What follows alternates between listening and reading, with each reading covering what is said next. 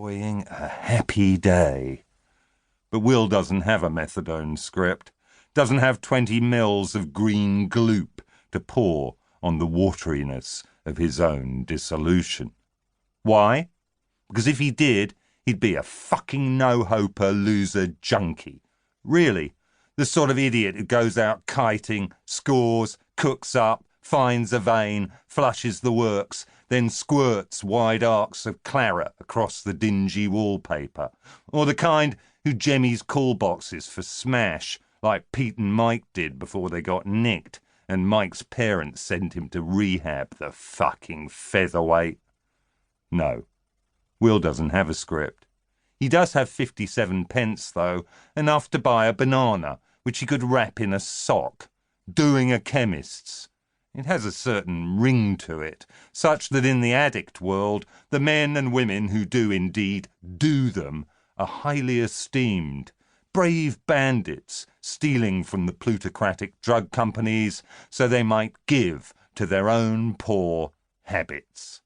Diconol and Ritalin in pill form, wet and dry amps of diamorphine, tunal capsules, mogadons and other benzos, tenuate dospan spansules, uppers, downers, twisters and screamers. God knows what delights might be locked away behind the counter, piled high with sponges and strepsils.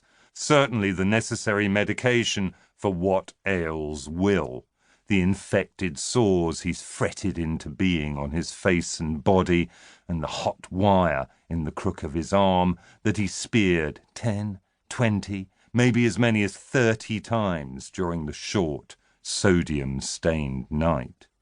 Will feels them, the sores and the needle punctures, feels them clotting up and scabbing over as the pus, gleet, ichor congeals. How do you call an infected cat? Here, pus, pus, pus. And the cat comes, lolloping across London in its dirty white Volkswagen fastback, which purrs noisily as it smarms between the off-white stucco terraces running from the Cromwell Road down to the river, then, hearkening to the rising hysteria of the drive-time DJ, bounds up Queenstown Road and pounces on the fraying end of Silverthorne Road. Yes, Silverthorne Road, where Will remembers attending a party 5 or 6 years ago.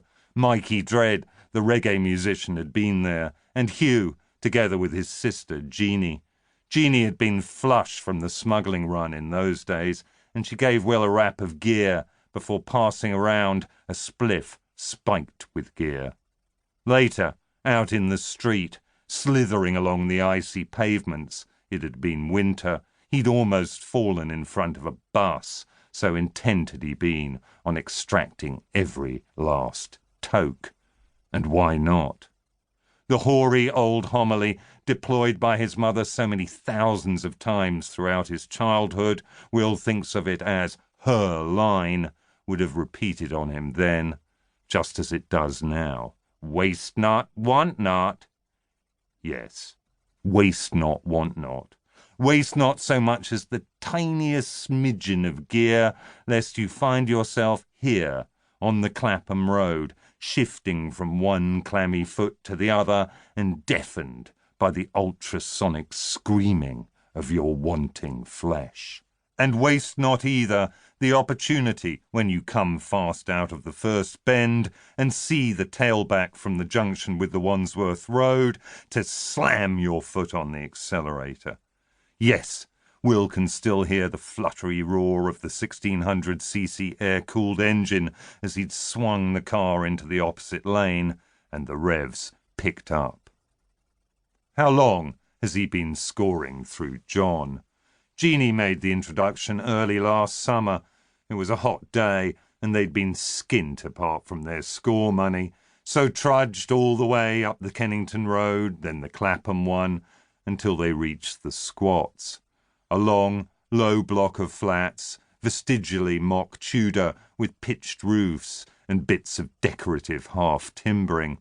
Up on the central gable there was a plaque with 1916 inscribed on it.